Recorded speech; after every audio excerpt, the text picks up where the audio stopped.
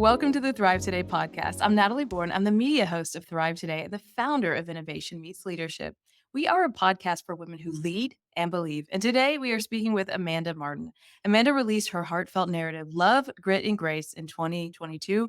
And in this book, Amanda offers readers an intimate glimpse into her personal journey through widowhood and loss and a remarkable process of creating a beautiful life in all of that aftermath. So, Amanda, I'm excited. I've been anticipating this conversation for a while now.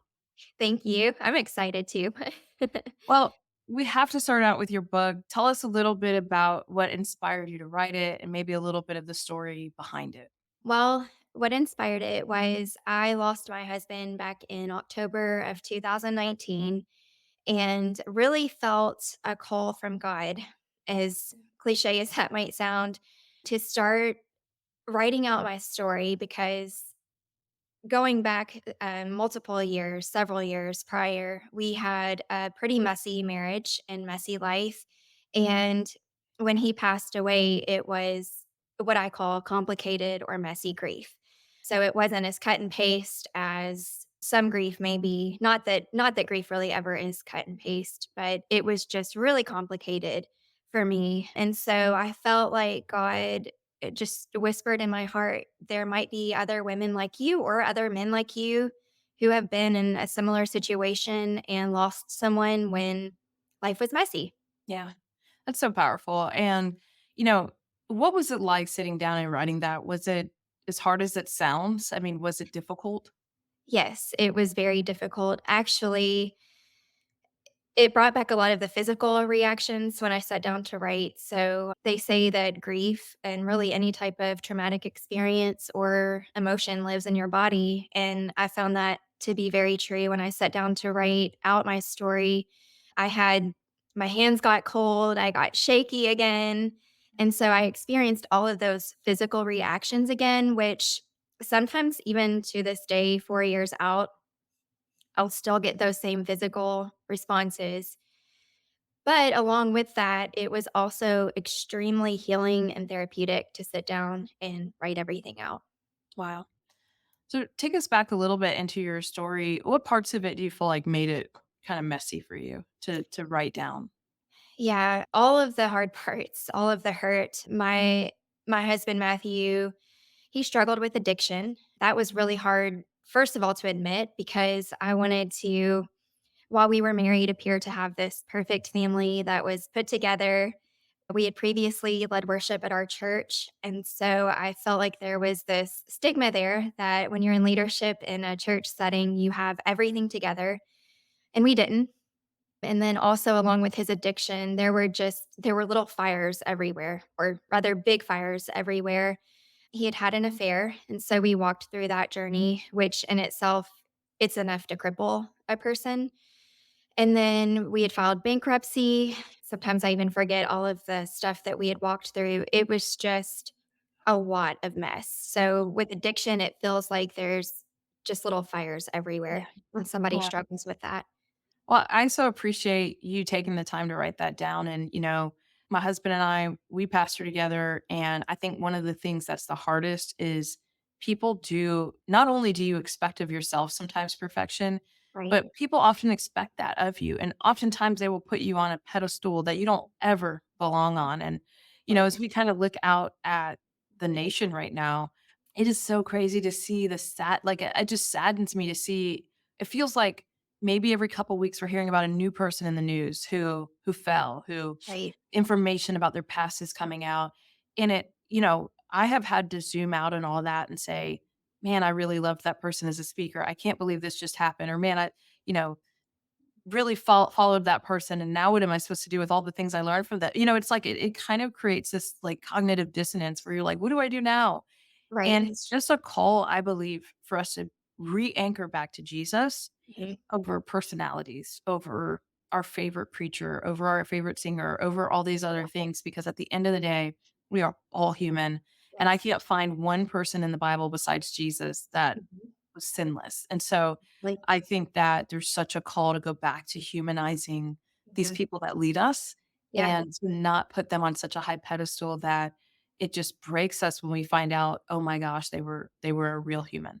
Right. Yeah. I Along with that topic, I feel like there is a huge need for leadership, people in leadership, especially in ministry, to have that safe place to go to, whether that's a coach or a support group. Because when you are in leadership and you do go through something hard, who do you turn to? Who can help you? Who is a safe place that you can lay your heart out to and share your troubles with, that won't judge you or put you out in front of everyone before you have the opportunity to heal and get your stuff together. Right. Yeah.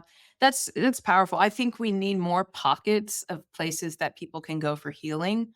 People need to feel like we can normalize sharing struggles and challenges and sin. Right, I remember really, really early in my Christianity coming into leadership and feeling like I couldn't tell anyone I was struggling. right. Couldn't tell anyone I was dealing with certain things, and just how crippling that was, but also how isolating that was Yeah, to be dealing with things that, everyone else is dealing with, but then not to feel like you can say anything or share it. And I do think that that isolation is actually a lot of what's leading to this epidemic, what it feels like right now with leaders just kinda we're hearing about 20 years ago this happened or 5 years ago that happened and it was kinda hidden. I right. think that not to excuse it, but I think that leaders feel that they have to hide it and appear perfect, and that's just Mhm. a disaster, right? It's a recipe for disaster in all of our lives if we also ascribe to that same idea. Definitely, yeah. I think that's another reason why I wanted to share my story so much, is because a lot of what I went through was pretty silent. From the outside, we looked like we had everything together, which brings me to a whole nother topic of what I would love to start talking about, is forms of silent abuse that people suffer through, because it is very isolating and it brings a lot of shame and guilt. Yeah, And so just to be able to openly talk about that now, and my prayer is that it sets a lot of people free and brings awareness to it. that's so good. I think what's powerful about you releasing a story like this is you're really shedding light on areas where we just don't talk about, I would say, either at all in the church or Right. enough. And so bringing it out front and center, I would imagine that it was pretty it I even now, right? We do have people that have gone before us and shared this type of stuff, but I do feel like even now it probably felt you probably had some feelings about that, and I would love to understand just was it just did you feel completely vulnerable, just kinda exposed almost having to kinda share this? Like, what how did you walk through getting a story like this out? I mean, it first of all had to be the hand and grace of God with me through that whole process, because I have a daughter who has walked through this and continues to walk through this with me. My first thought was her. What will her thoughts be if I openly talk about our story? And she'll be 13 in April. So she's old enough now where we really, really openly talk about our life leading up to her dad's death and our experience afterwards. So I kind of wanted her blessing before anyone else's. But I did. I had friends I would talk to and ask, "Are you sure that this is okay?" I'm worried about what other people might think or say. But at the end of the day, my why was so much stronger. Why am I sharing this? It's not to, you know, drag anyone through the mud or ruin anyone's name. It's truly to bring awareness to those dark places that people are ashamed to talk about. Because for the longest time, like I said, I pretended everything was okay. And I lived in a silent prison. And not to mention all of the destruction that happened around us, because maybe I didn't reach out and get help when I could have. And so just knowing my why helped me get through that and sharing the hard parts. Wow, that's so powerful. I would imagine that forgiveness had to be a huge part of your journey as you were writing. Do you felt like you were able to deal with that before writing the book? Did it come as part of the journey of writing? I mean, I know forgiveness is a process. In some ways a lifelong process, but what Yeah. did that look like for you? It's From what I know so far, I feel like forgiveness is definitely a lifelong process. I mean, I'll have something as silly as a song or a smell one day, and it will take me back to the moment that I found out, bad news, or I'll see a picture or hear a name, and it floods me with all of those negative emotions that I felt whenever we were walking through those dark seasons. And so for me, forgiveness is definitely a daily process. I do feel like for the most part I've forgiven a lot, but again, if there's something that pops up, it's like, okay, but I have forgiven. And since I have been forgiven much, I'm able to extend the same forgiveness. Is it easy? I wish I could say it was easy, but it's something that you have to focus on and just make that decision that you will release all of those feelings of hurt and pain, anger. That's something that I dealt a lot with was anger because I'm stuck in all of this mess that some of the stuff I don't feel like I helped create. Definitely not perfect and could have done a lot of things different, but some choices that were made, I'm stuck cleaning those up. And so it brought a lot of anger. Yeah. And so I've had to definitely work on forgiving that and working through that emotion. I wonder what advice would you give to someone that is walking through what you called messy grief? Like, what would a few things that you found were helpful to you, or maybe you even learned after the fact that could help them as they're walking through the season? First of all, you have to be gentle with yourself and don't judge the negative feelings that you have just because you feel those emotions of anger or resentment. That doesn't mean that that's who you are. It means that you're human and you have those emotions. And a lot of times it's our anger is rooted a lot of times in sadness. And so dig into those feelings. Try to ask yourself questions and answer them honestly. And then be okay with how you feel and sit with it. Because the longer you try to suppress all of those negative emotions, it just prolongs your healing process and it doesn't really set you free. And Right. so I would just encourage someone that's walking through messy grief to feel it and have grace with yourself in those moments and know that you'll come out stronger on the other side as long as you just go through it. Walk through it. Don't try to walk around it. Try to get through it. That's it's so good that you said that. Walk through it. Don't try to walk around it. It's interesting. I'm actually a very delayed processor. I lost a family member several years ago. And what was hard about that was, and again, not comparing any of this to your situation, but just thinking about grief in general, I didn't take the time at the time to really sit with it. And I remember one day someone else in the family was ill. And I said, "I just want us to go ahead and make sure they know that people are there for them because" and I mean, it was literally like 5 years, right, of just suppressing something all entered in that moment, and I feel like, we're not really depending on the family you grow up in, right? Sometimes we're not really taught how to process our feelings. Right. Um, Yeah. so we feel like, "Oh, well, I don't have feelings about that," or "I tried to, process it, but nothing really happened." And Mhm. sometimes we can find that we're delayed in processing certain information, and so not moving around it, but taking time out to carve out time and intentionally sit with what you've been through. That Mhm. sounds terrifying to a lot of people. I know it sounds It is. terrifying to me, just thinking Right. about that.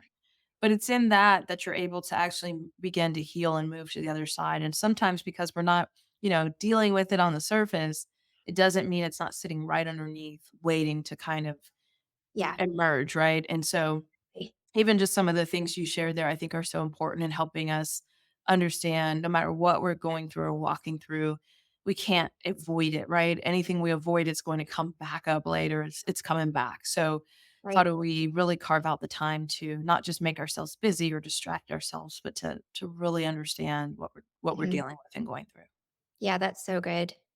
Well, so talk to me a little bit about how did you pick up the pieces? I mean, I'm just thinking about, okay, you're still a mom, you still have to work, you have to provide for your family. Like, what did that look like to say, okay, yes, this happened and I'm going through this, but guess what? Like, I have to move forward and I don't get an option to not move forward. What did that look like? For me personally, I and it's a character flaw probably. I like to do everything myself. I'm not one to ask for help, which is bad. I don't recommend that. Right away, I had to ask for help, and luckily I had a loving family and support group of friends that would just show up, and they helped me pack up our house because we after he passed away, we lost our home and pretty much everything, even down to our pets that we had. And so at that point, I didn't have an option but to ask for help. And so that in itself, it helped me start to pick up the pieces because I knew that I had to ask someone to help me with certain things. And so it was just a daily you get up and you start your day and then you do this. It's rinse and repeat. You just put one foot in front of the other. And that really is the only way that you can get through something like that, aside from your faith and having God's strength and his help. But naturally, you have to get up, wake up, and show up. Even when you don't feel like it, you just, as a mom, any mom can relate to this, whether you've suffered a loss. When you're sick as a mom, Yes. you don't really get the luxury of staying in bed and recovering. You just have to kind of get up and make life happen. And so honestly, Hannah, my daughter, was my driving force to just keep pressing through and keep going because I had to show up for her. And so, that was just one way to get through it was to wake up and take care of her and to try to be that pillar of strength for her Yeah. in those times. Wow.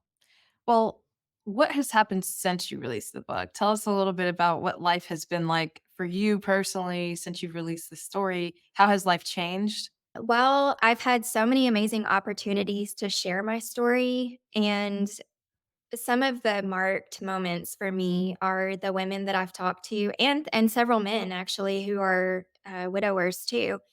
Just hearing them say thank you for sharing your story. That has touched my heart in such a deep way. And it just confirmed that God has had his hand on this entire process. So running into people or getting emails or meeting people after I've done a speaking engagement, it's just been really healing to hear them say thank you for sharing your story and for them to say, "Wow, I'm not alone in this," has been incredible to hear. And let's see, on a personal level, I I'm homeschooling my daughter now, and so that's been it's an amazing process just being able to stay home with her and teach her about life and then all of the stuff that she needs to learn through academics. It's been such a special experience for both of us. And we got a dog. Oh, So you we get a dog. Yay. What kind yeah, of dog is it? she's a Maltipoo. Her name's Penny. So as silly as that sounds, she was it healed us a little Yeah. bit to Yeah. get her and get a pet back. Yes. I wanna say, I have my dog is much bigger than yours. He's a Okay. Labradoodle here, but you would be surprised at the stress relief that animals bring to the Yeah. table and just the unconditional love, right, that they give you, and so I can totally see how that's part of the healing process for Oh sure. yeah. I call her my emotional support dog. So yeah, It's that's awesome. she's great. Well, what final thoughts did you have our listeners think about today as we kind of leave this segment with them? Okay. I was thinking about this because I wanted it to be something practical that could help other people. And I want to talk about gratitude and your mindset. So, one way that we can get through our hard moments is to sit in gratitude and to try to get out of ourselves a little bit because it's really easy to get in your head and think about all of the things that have happened, what we say to you. Yeah. But what if we changed it to it happened for you and Wow. it happened for others? And to get to that place, I think the only way to do that is to sit in gratitude and just thank God, first of all, that He's still with us. He will never leave us, even in those dark moments. Mhm. And He always has a plan for everything, even what we can't comprehend or wrap our heads around. One of my favorite verses is in Romans where it says that God takes everything and the things that were meant to destroy us, and he turns it around for our good and for his glory and the good of others. And so just to sit with that and let that sink in, it's super powerful because there is purpose woven into everything that we go through. And if we can just take moments to sit in gratitude and thank Him for even the bad things, I think that it just opens up doors for our well being and to bring glory to Him and to help someone else. That's so beautiful. That's an amazing final thought. And I love that you left us with the thought of gratitude. Where can people find and follow you, and where can they get your book? Okay, so my book is available on Amazon and Barnes and Noble, and it's also available on my website, which is amandaelizabethmartin.com. Awesome. And you're on Instagram and Facebook as well. So please check out Amanda Elizabeth Martin there and add the Elizabeth so you can find her. Yeah, That's so awesome. Thank you so much for your time today. And thank you for sharing your story. thank you. Thank you for having me. Awesome. Well, to our listeners, thank you for joining our podcast Thrive Today, where we empower you to really think about your life holistically, 360. And I believe this is just such a beautiful conversation today around the topic of just how to carry some hard things in life. Here's the thing, and this is what I know. You have to find a community of people to get around you. And that's exactly what we have at Thrive Today. So head over to thrivetoday.com. You can receive group coaching. We have monthly resources that we put in your fingertips. But most importantly, the thing I love about Thrive is just getting in a community of women who are on the same page of me, same area of lives. We're going through kind of the same seasons and really being able to glean from each other because that's really how we're going to grow, not in isolation, but in community. So ladies, as you live your day, we want you to do it with leadership, community, and strength. And we will absolutely see you next time. Don't forget to thrive.